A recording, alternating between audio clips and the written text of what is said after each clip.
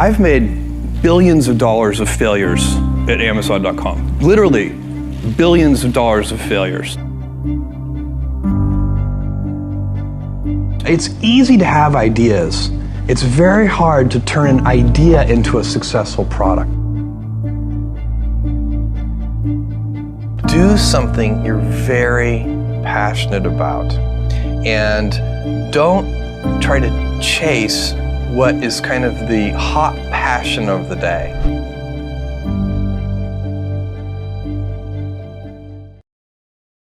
My job, one of my jobs as the leader of Amazon, is to encourage people to be bold. And people love to focus on things that aren't yet working. And that's good, it's human nature. That kind of divine discontent can be very helpful. But it's incredibly hard to get people to take bold bets. And you need to encourage that. And if you're gonna take bold bets, they're gonna be experiments. And if they're experiments, you don't know ahead of time whether they're gonna work. Experiments are by their very nature prone to failure. But big successes, a few big successes, compensate for dozens and dozens of things that didn't work. So, bold bets, AWS, Kindle, Amazon Prime, our third-party seller business, all of those things are examples of bold bets that did work, and they pay for a lot of experiments. I've made billions of dollars of failures at Amazon.com. Literally, billions of dollars of failures. And you might remember Pets.com or Cosmo, or give myself a root canal with no anesthesia very easily. None of those things are fun, but they don't matter. What really matters is companies that don't continue to experiment, companies that don't embrace failure. They eventually get in a desperate position where the only thing they can do is make a kind of Hail Mary bet at the very end of their corporate existence. Whereas companies that are, making bets all along, even, big bets, but not bet the company bets. I don't believe in bet the company bets. That's when you're desperate. That's the last thing you can do. I think stress, you can be, I think one of the things that's very important to note about stress is that stress primarily comes from not taking action over something that you can have some control over. So if I find that some particular thing is causing me to have stress, that's a warning flag for me. What it means is there's something that I haven't completely identified, perhaps in my conscious mind, that is bothering me, and I haven't yet taken any action on it. I find as soon as I identify it and make the first phone call or send off the first email message or whatever it is that we're gonna do to start to address that situation, even if it's not solved, the mere fact that we're addressing it dramatically reduces any stress that might come from it. So stress comes from ignoring things that you shouldn't be ignoring, I think in large part. So stress doesn't come, people get stress wrong all the time, in my opinion. Stress doesn't come from hard work, for example. You can be working incredibly hard and loving it. And likewise, you can be out of work and incredibly stressed over that. So, and likewise, if you kind of use that as an analogy for what I was just talking about, if you're out of work, but you're going through, a disciplined approach of, a series of job interviews and so on, and working to remedy that situation, you're going to be a lot less stressed than if you're just worrying about it and doing nothing. It's easy to have ideas. It's very hard to turn an idea into a successful product. There are a lot of steps in between, and it takes persistence, relentlessness. So I always tell people who are, who think they want to be entrepreneurs, you need a combination of stubborn relentlessness and flexibility. And you have to know when to be which. And basically you need to be stubborn on your vision, because otherwise it'll be too easy to give up. But you need to be very flexible on the details, because as you go along pursuing your vision, you'll find that some of your preconceptions were wrong, and you're going to need to be able to change those things. So I think taking an idea successfully all the way to the market and turning it into a real product that people care about and that really improves people's lives is a lot of hard work. I don't really remember the exact day or anything, but when I was in college is when I started thinking about wanting to be an entrepreneur someday. So I was not the kid with the lemonade stand. You know, I wasn't one of these kids who was always trying to raise money. I always wanted to be a scientist when I was little, but I'd also always loved computers. I was lucky because at my age this is unusual to have access to a mainframe computer from my elementary school when I was in 4th grade, and quickly learned that there was a pre-programmed Star Trek game on that computer, and then I never did anything except play Star Trek with the computer. So I don't know how formative that was. It certainly helped my Star Trek knowledge considerably.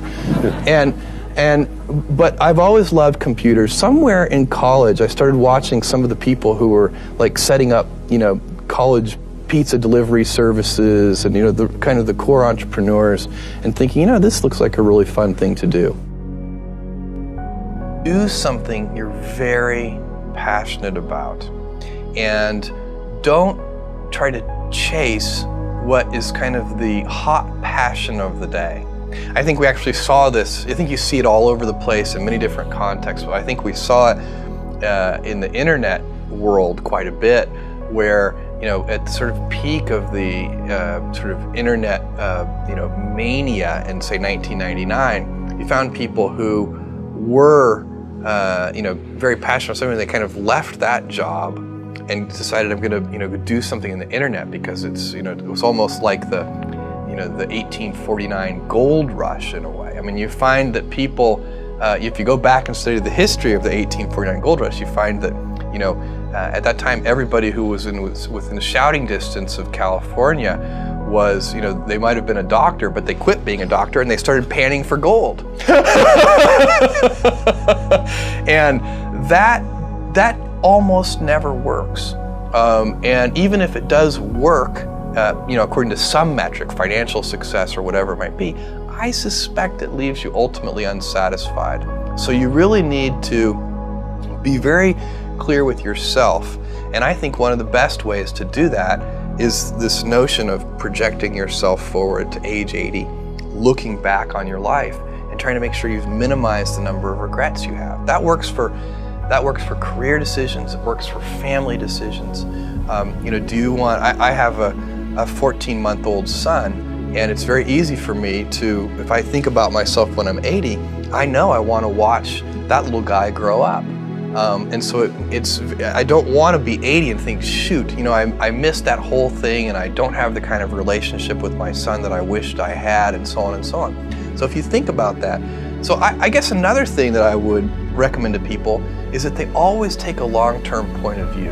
And I think this is something about which there's a lot of controversy. You know, there's a lot of people, and I'm just not one of them, believe that you should live for the now. I think what you do is you think about the great expanse of time ahead of you and try to make sure that you're planning for that in a way that's ultimately satisfying. So this is just this is the way it works for me. Everybody needs to find that for themselves. So there are a lot of paths to satisfaction, and you need to find what works for you.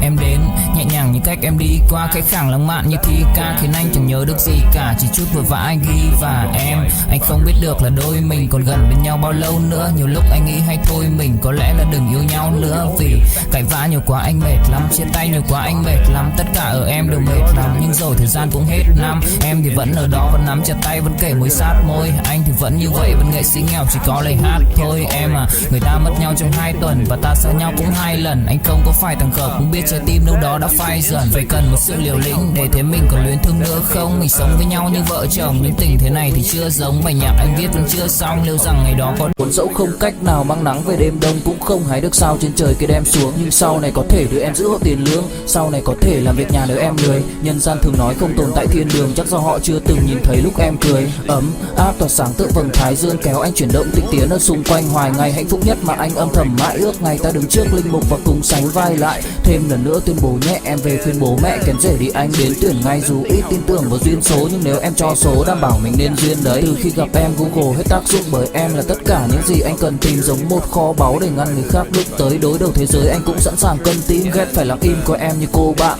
Nỗi nhớ đong đầy bao giờ mới khô cạn, khoảnh khắc bên nhau thời gian như ngừng trôi vì em sở hữu sự hấp dẫn vô hạn. Yêu đơn phương cảm giác khó đọc tên, mọi thứ mù mịt giống như đứng trước bão. Mãi hy vọng chờ đợi ngóng trông đến ngày nụ hôn đó sẽ một lần được trao. Hương thơm ngọt ngào vương trên mái tóc em, gây nghiện cực mạnh anh ngày đêm ước áo. Quỳnh là loài hoa đẹp nhất trong bóng đêm, cuộc đời này u tối đang cần em bước vào. Đưa cho anh cái bản đồ vì anh sắp lạc bên trong đôi mắt kia. Hãy đưa cho anh cuốn từ điển vì cảm xúc này anh không thể cắt nghĩa. Chuẩn bị đưa anh khi say anh thường hay nhắc về em, mong khỏa lấp những u tối khoảnh khắc về đêm. Nghe lại bài ca ngày xưa cũ ta hát về nhau, nhớ những giấc mơ ta từng ước to tát về sau. Và đó là khi mà anh dần lụy là không làm chủ chính mình, thấy không gian trở nên tồi tệ, mọi thứ bao phủ chính mình. Em đâu còn như điều anh mơ, anh cũng tự nhủ chính mình. Nhưng mà thôi em, nào ai giỏi mà đủ tính tình, chẳng thể vươn tới được cảnh cao dù anh có nhã ý trèo. Trong cơn say mọi thứ cuồng quay anh trở thành gã chí phèo. Yêu chân thành là không thay lòng dù em có như thị nở. Ý anh là em như cô tấm nhìn em như thị nở. Đêm vắng nàng ngón tay xám vàng vì đốt cả bao thuốc lá. Căn phòng chung ký xưa nồng ấm bây giờ sao bút giá. Một thói xấu mà anh đã quen khi em không ở bên lâu. Anh thường ngồi trong một góc tối nhậu suốt cả đêm thâu. Em mang con tim anh đi đâu, khiến anh mù quáng vẫn cô sáng mỗi khi đau. Em mang con tim anh đi đâu, điều gì choáng váng để xứng đáng ướt mi nhau. Em mang con tim anh đi đâu, khiến anh mù